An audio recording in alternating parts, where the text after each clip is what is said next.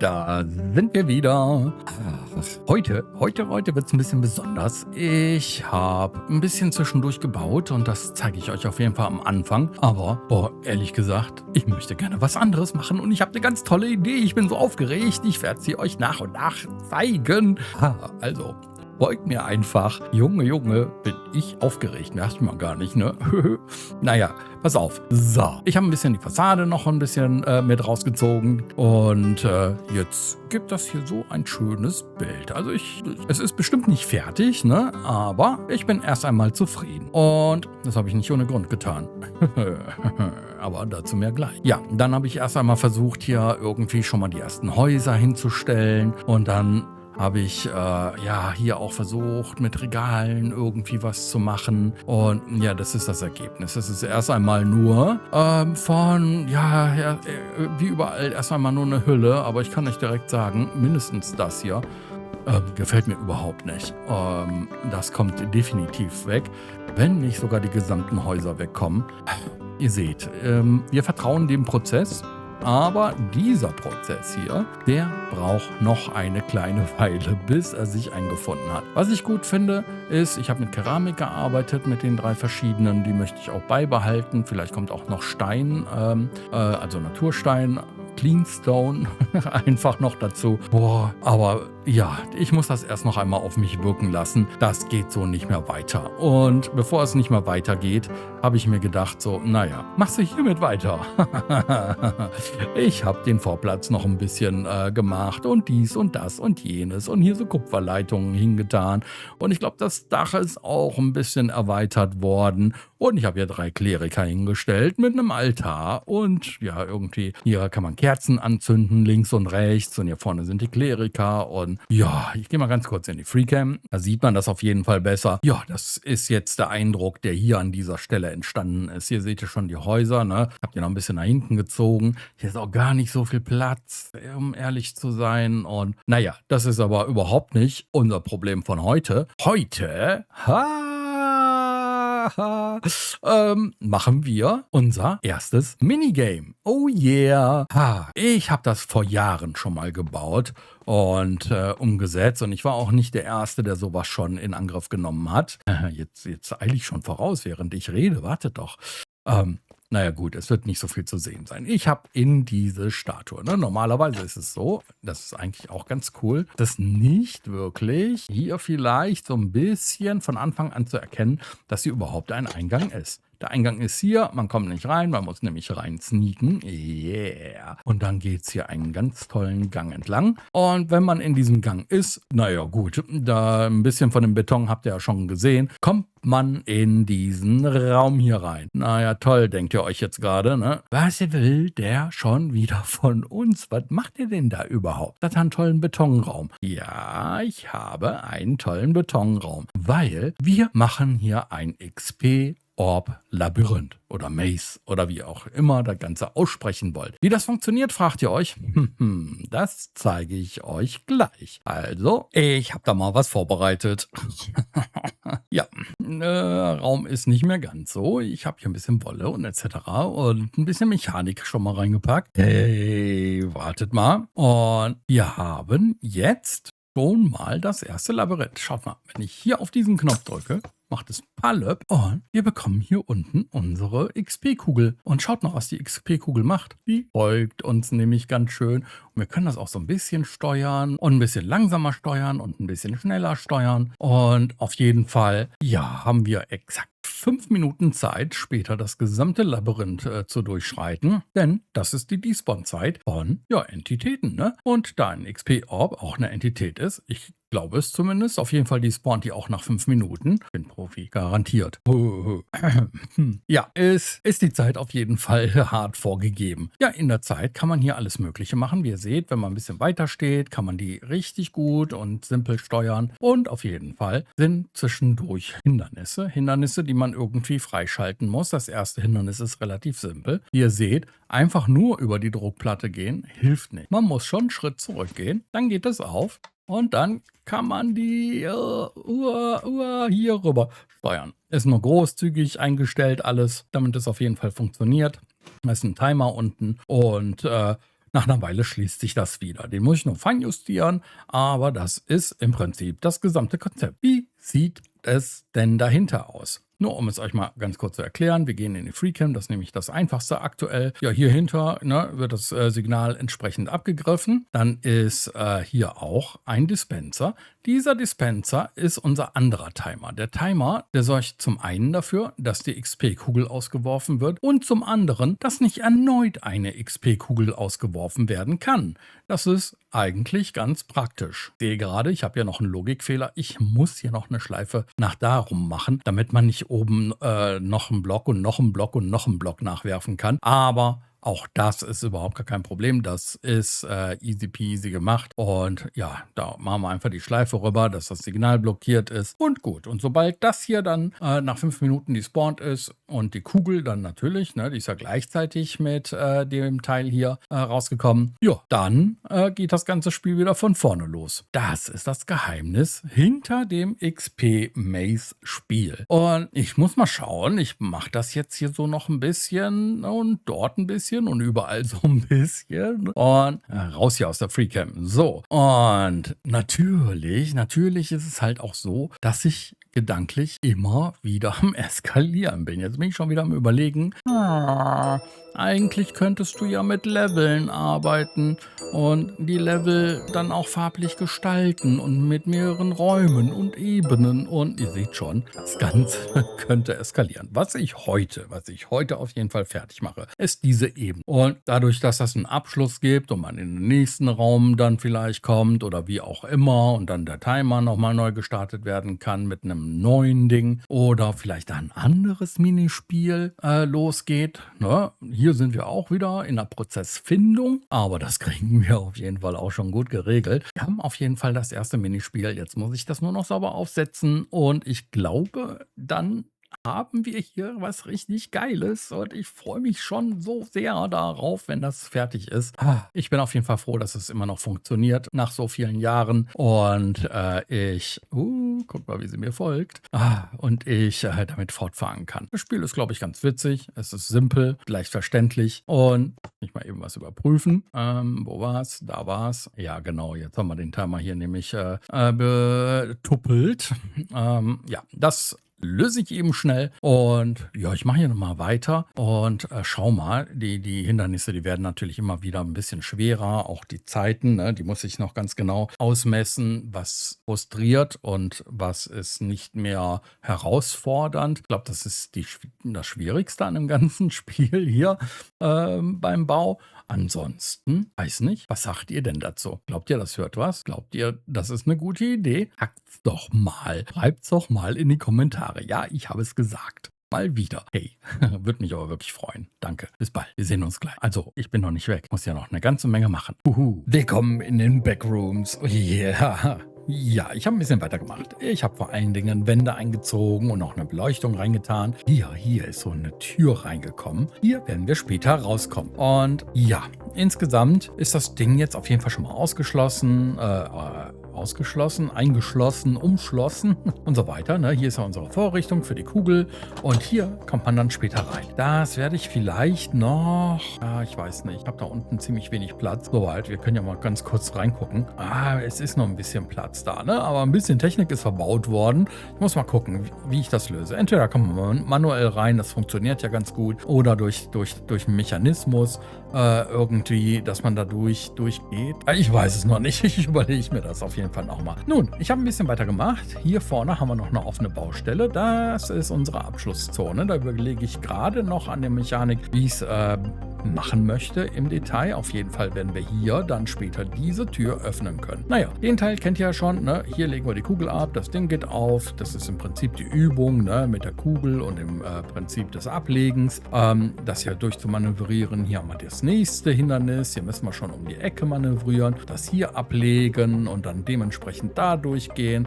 Dann gibt es hier einen kleinen Zickzackkurs. Und hier vorne ist die Platte und da hinten befindet sich unser unser nächster Stopper. Den werde ich etwas knapper timen. Eingestellt sind die alle noch nicht, ne? Aber die Idee ist, okay, den kann man hier so ablegen, dann nimmt man den wieder auf und dann muss man hier in dem Zickzackkurs so schnell wie möglich, möglichst nirgendwo dran hängen bleiben, hier durch, damit man hier dann ankommt. Ja, das ist erstmal der eine Teil. Ab hier wird es schwieriger. Hier vorne ist der eigentliche Weg, durch den man gehen muss, aber wir haben eine Doppelsperre. Und zwar befindet sich einmal hier ein Öffner sagt man, kann man glaube ich sagen, und hier befindet sich ein Öffner. Naja, dann muss man erst einmal, lass mich hier mal selber gucken, genau, einmal hier rein, darum, lirum, larum, eine richtig lange Strecke, um den zu öffnen und einmal hier hinten rum, hier rum, darum, um dann hier den zu öffnen, um dann wieder zurückzukommen und die letzten Sekunden zu nutzen, um dann letzten Endes in den Finalbereich zu kommen. Im Finalbereich, ja, der Finalbereich, da würde ich sagen, kümmern wir uns gleich drum. Jetzt muss ich mir auf jeden Fall noch ein paar Gedanken machen. Ich habe keinen blassen Schimmer, wie ich es genau löse. Nur wieder so Visionen. Der Mann hat Visionen. Ja, der Mann hat Visionen. Und ich glaube, am Ende ist es ein schönes kleines Minigame. Mehr nicht, weniger nicht, einfach ein Minigame. Unser erstes. Ich bin sehr froh. Oh, und vor allen Dingen war es mal schön, mal wieder was anderes zu machen. Insbesondere hiermit. So ein bisschen Redstone-Mechanik. Ja, sehr schön. Lacht nicht drüber. Ich kann kein Redstone. Es funktioniert. So. Funktioniert und hat mir Spaß gemacht. Sehr schön. Also, wir sehen uns gleich wieder mit dem fertigen Maze und dann werden wir schon die erste Probe machen können. Aufs Exempel. Wir stellen das Ding auf die Probe. Okay, unser erstes Minigame ist fertig. Leute, nehmen wir euch mal mit rein. Noch ohne Bubble. Wir machen auch gleich eine Runde mit Bubble. Aber ja, das ist jetzt unser Spiel hier. Na, mit der Beleuchtung und eventuell noch Dekoration. Muss ich mir mal überlegen, ob mir das wirklich so gefällt oder ob ich hier noch irgendwie was machen will. Doch nicht, da fehlt ein Block. Ich fasse es einfach nicht. Naja, egal. Wir haben jetzt das komplette Feld als XP-Orb Maze fertiggestellt. Und ja, ich habe vorhin noch gezeigt, ne? Hier ist der Abschluss. Und dieser Abschluss, der ist ein bisschen mehr tricky. Und zwar, es gibt 1, 2, 3 Platten, auf denen der Orb einmal positioniert werden muss, ohne dass er verschwindet. Der schwerste ist tatsächlich der hier, weil man hat nur 2 Blöcke nach hinten Platz. Also hier muss man ein bisschen rumfummeln und dann geht dieser Block runter und man kann den hier platzieren. Was dann passiert? Gut, das ist vielleicht noch nicht fertig, genauso wenig wie die Zeiten fertig sind, genauso wenig wie andere Spiele fertig sind. Aber dieses Spiel ist fertig und wir werden das jetzt ausprobieren. Yay! Folgt mir.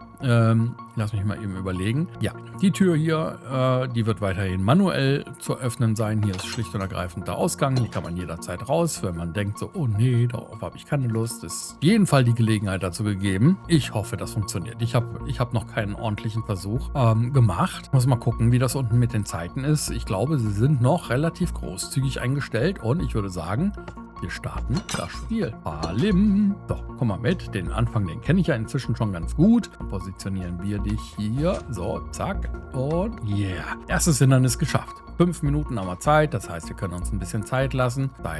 Zeit. Die Kugel, die muss jetzt hier positioniert werden. Sehr gut. Und passt das noch? Boah, aber gerade so eben. Meine Güte. Ja, das gefällt mir schon ganz gut. Das passt sehr gut zeitlich. Ne, komm mit. So, hier hin bitte. Dann legen wir dich hier ab und dann geht's los.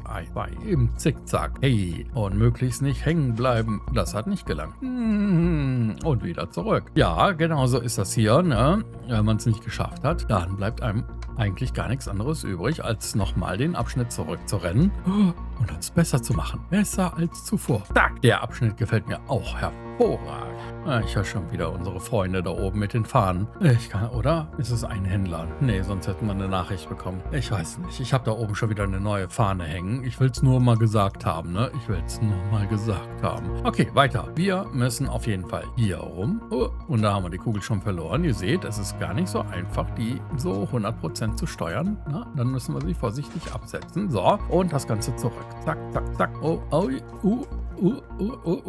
Und das ist unsere Doppelschleuse. Hier müssen wir hier hinten lang. Na, komm mit, komm mit, komm mit. Schnell. Danke.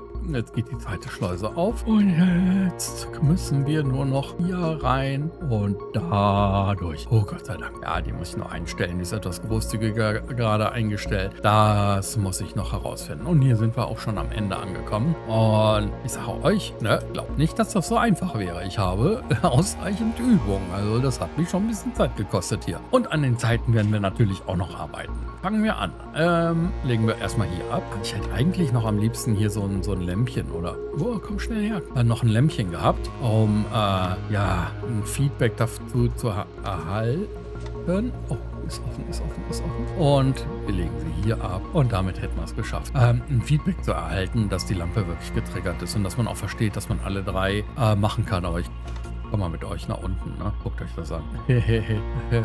Ja, das ist meine Redstone-Technik. Hier habe ich weiß noch nicht einmal, wartet mal, wo bin ich denn gerade? Ich bin hier, dann muss ich hier runter und genau, hier 1, 2, 3, also der Teil hier, der Teil da hinten und dieser Teil, die sind im Prinzip durch 3 Fackeln gesteuert, die diese Leitung die ganze Zeit unter Strom halten, die diese Fackel ausschaltet, die diese Fackel anlässt, die Sperre da oben reintut. Und solange nicht alle 3 Fackeln aus sind, also alle 3 Platten berührt worden sind, bleibt die Spur an, die Fackel aus, die Fackel an. Und sobald die Spur aus ist, geht die Fackel an, geht die Fackel aus und es wird freigegeben. Nur damit das Spielprinzip oder die Mechanik hier hinten auch nochmal erklärt ist. Ne? Was natürlich noch ist, wenn jetzt hier irgendwie Speedrunner dran kämen, was ich nicht glaube, soweit, naja, man muss halt die 5 Minuten abwarten. Ich habe keinen Mechanismus, der irgendwie unten den Timer zurücksetzt. Aber das ist ehrlich gesagt, glaube ich, vollkommen in Ordnung. Es soll nur ein kleiner Spaß sein. Genauso wie die anderen Minigames ein kleiner Spaß sein sollen, ist das hier ein kleiner Spaß. Und ich hatte auf jeden Fall viel Spaß. Ich weiß nicht, was ihr von der Idee haltet. Man kann, wie gesagt, ich habe ganz viele tolle Ideen gehabt. Da müsste ich mich in das ein oder andere Redstone-Technische auch nochmal einarbeiten. Aber ich glaube, insgesamt ist das doch ein lustiges Spielchen hier. Vor allen Dingen hier zum Schluss die offene Freifläche. Ich glaube, wenn man das erste Mal drin ist, überhaupt ein Orb-Gefühl zu kriegen. Nicht Ballgefühl, Orb-Gefühl. Für das Ganze zu bekommen. Nun ja. Und ich muss euch noch was zeigen. Eigentlich kriege ich die Krise, um ganz ehrlich zu sein. Es gewittert hier permanent. Permanent sind irgendwelche Typen hier unterwegs und etc. Und die haben mir meine Kleriker. Also ich weiß nicht, wer oder was es genau war.